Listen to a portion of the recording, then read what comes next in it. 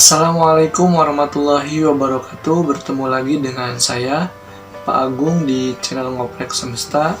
Kali ini saya akan membahas materi fisika kelas 10 semester 2 ya, kurikulum 2013, yaitu tentang hukum Newton tentang gerak.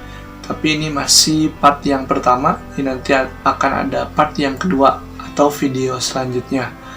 Untuk itu, agar kalian tidak ketinggalan pada video-video selanjutnya, silakan klik tombol subscribe, kemudian nyalakan loncengnya, dan jangan lupa juga untuk di like, share, dan di komen. Kita langsung ke materinya ya. Oke, hukum Newton tentang gerak ya. Penyebab gerak itu tentunya pasti ada gaya ya. Gaya yang menyebabkan benda bergerak. Apa sih itu gaya? Nah, gaya itu kan seperti yang sudah kalian ketahui di SMP mungkin ya. Gaya itu adalah tarikan atau dorongan yang menyebabkan benda bisa berubah kedudukan atau posisinya ya. Nah, jenis-jenis gaya itu sebenarnya banyak, namun yang akan saya bahas pada materi kali ini di bagian yang pertama ini hanya ada 3 terlebih dahulu. Pertama, ini ada gaya berat ya. Gaya berat ini merupakan gaya gravitasi yang bekerja pada suatu benda, dan arah gaya berat ini selalu tegak lurus ke bawah, jadi selalu menuju ke bawah gitu ya. Nah, untuk menghitung gaya berat ini, atau biasa dilambangkan dengan huruf W, dalam bahasa Inggris mungkin wave ya. W sama dengan massa dikali dengan gravitasinya. Nah, seperti ini gambarnya. Jadi kalau misalkan ada sebuah benda, ya, ada benda, itu gaya beratnya pasti ke bawah, ya. Kemudian kalau ada benda pada bidang miring, maka posisinya gaya beratnya itu selalu akan ke bawah, menuju ke bawah, ya, gitu.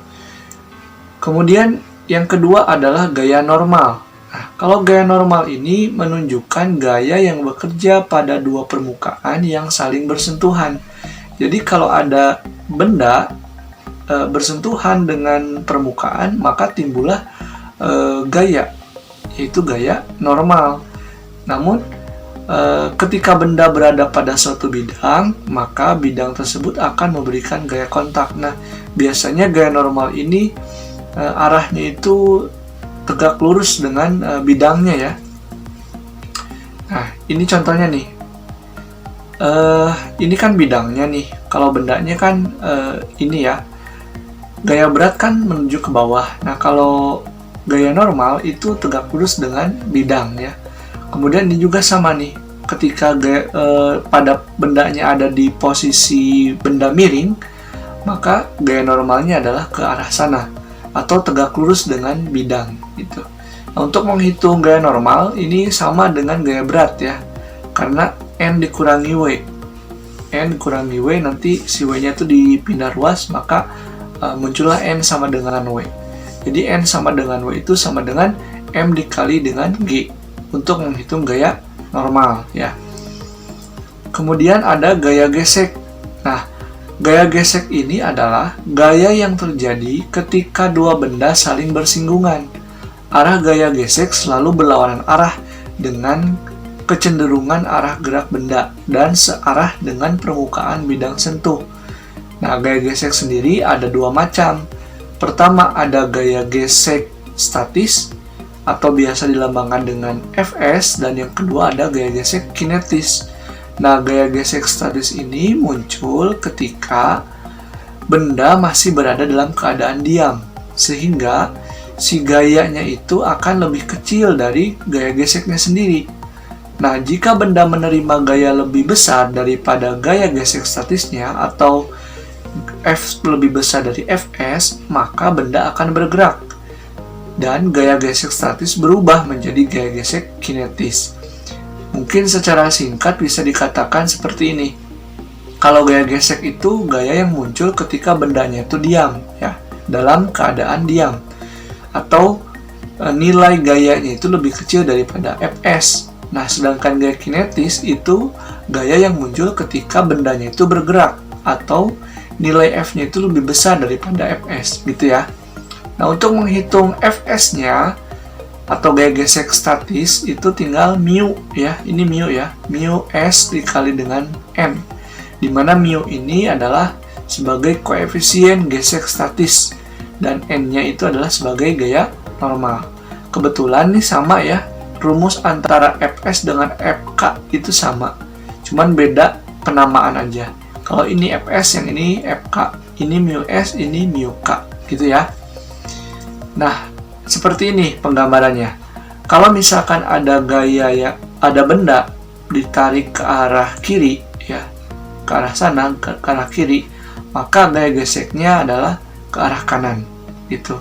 Begitupun dengan ketika ada benda meluncur di bidang miring ke arah bawah seperti ini, maka gaya geseknya ke atas seperti ini, gitu ya. Mudah-mudahan paham ya. Nah, sekarang ada hukum Newton nih. Karena judulnya juga tadi hukum Newton tentang gerak, otomatis ada sangkut pautnya antara benda yang bergerak dengan hukum Newton. Nah, pertama ada hukum 1 Newton, di mana mengatakan bahwa jika resultan gaya pada suatu benda sama dengan 0, maka benda yang tadinya mula-mula diam akan terus diam.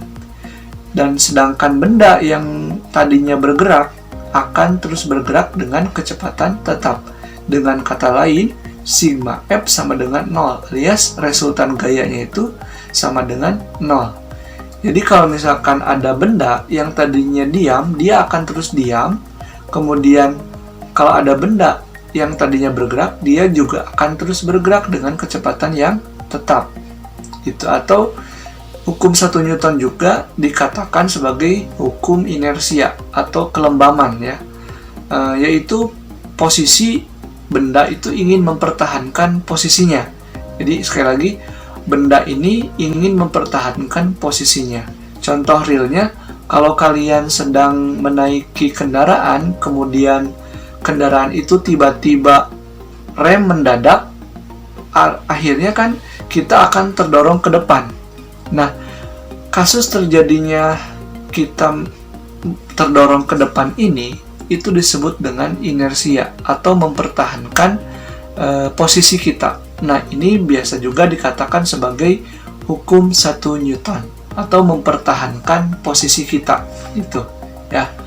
Sekarang hukum 2 Newton. Nah, percepatan yang dihasilkan oleh resultan gaya yang bekerja pada suatu benda berbanding lurus dengan gaya dan berbanding terbalik dengan massa benda, atau sigma F sama dengan M dikali A, atau bisa juga A sama dengan sigma F dibagi dengan M. Inilah penyebab dari mengapa kita lebih mudah mendorong benda yang massanya 40 kg dibanding dengan yang benda yang massanya 80 kg. Penyebabnya adalah karena tadi ya, jadi ada perbandingan yang terbalik atau antara nilai massa. Kalau misalkan semakin kecil massanya, maka benda itu akan mudah bergerak gitu. Kalau misalkan bendanya makin besar massanya, maka benda itu akan lebih sulit bergerak gitu. Kemudian hukum 3 Newton. Jika benda A mengerjakan gaya pada benda B, maka benda B akan mengerjakan gaya pada benda A yang besarnya sama tetapi arahnya berlawanan. Contohnya misalkan kalau kita memukul tembok dengan 20 Newton, sebesar gayanya 20 Newton, maka tembok juga akan memberikan ke tangan kita ini sebesar 20 Newton. Tetapi ada arah yang berlawanan, yaitu arahnya itu biasanya yang dirasakan oleh kita adalah sakit gitu ya. Nah, hukum 3 Newton juga ini digunakan oleh gurita untuk berenang ya. Jadi aplikasinya itu digunakan oleh gurita, hukum 3 Newton ini. Ada aksi, ada reaksi gitu ya.